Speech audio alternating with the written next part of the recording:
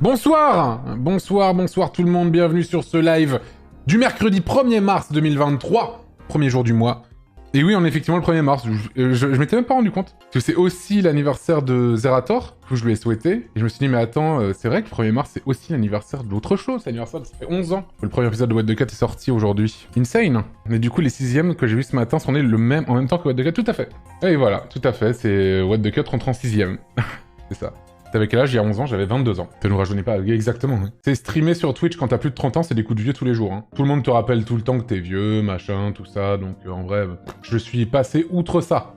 J'ai vu un tweet qui disait que les vidéos des gros youtubeurs maintenant c'est que des bucket lists de millionnaires. Je suis pas sûr que ce soit si vrai que ça. Je comprends ce tweet un peu de rageux, bien sûr, mais qui est pas non plus si impertinent que ça. Mais c'est surtout, comme on dit, la MrBeastisation, tu vois, de YouTube, qui est le toujours plus, et après, en fait. Une fois que t'as fait ça, qu'est-ce que tu vas faire? Qui va être le premier YouTuber sur la Lune? Qui va être le premier YouTuber dans l'espace? Qui va être le premier YouTuber dans la fosse des Mariannes? Ce genre de choses. Moi, c'est typiquement un truc que j'ai voulu fuir, en tout cas. C'est un truc que j'ai voulu fuir, parce que c'était clairement l'état d'esprit dans lequel j'étais quand je faisais les vidéos YouTube, qui était vraiment toujours mieux, meilleur, encore plus gros, encore plus fat, encore plus du jamais vu, encore plus. Et je voyais que... En tout cas, c'est pas fait pour moi, quoi. En tout cas, pas sur YouTube, pas de cette façon-là, en tout cas. Qui va être le premier YouTuber en Corée du Nord? Mais t'es un grand fou, toi, ça. Mais il y en a, genre...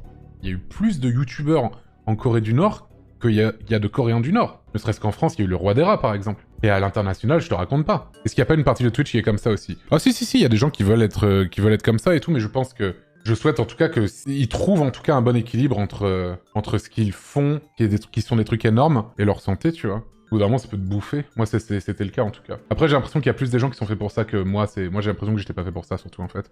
C'est surtout ça. Inox, mon voyage en Islande la semaine dernière, bref, je m'en souviens déjà plus. Mais en vrai, ah ouais, ça fait vraiment... c'est vrai que dit comme ça, ça fait un peu lunaire, hein. Mais après, quand tu fais des trucs tout le temps et que tu te poses jamais, et que tu prends pas du temps pour toi, et que voilà, bah en vrai, tout se ressemble, tout se mélange, et si ça s'arrête jamais, en fait, moi je comprends ce truc-là. Pas un truc que j'ai spécialement vécu, mais c'est un truc que je peux vraiment comprendre.